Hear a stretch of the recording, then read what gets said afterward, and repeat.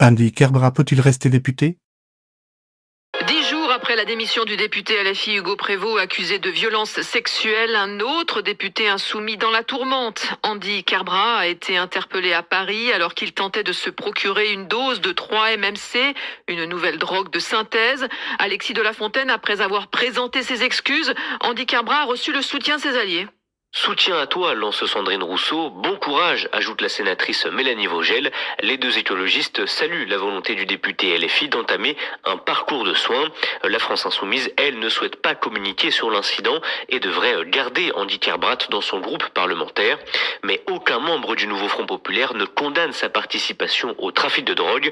En interne, certains députés sont très surpris par son arrestation au vu de son engagement contre le trafic. J'entends que les moyens de police sont essentiels, mais je le rappelle, la lutte contre la drogue, avant tout, avant de mettre des bleus dans la rue, c'est la police judiciaire, c'est le démantèlement des réseaux et des trafics humains. Andy Kerbrat justifie sa consommation par des problèmes personnels et des fragilités psychologiques, mais précise aux enquêteurs avoir acheté cette drogue dans l'objectif d'une soirée chemsex.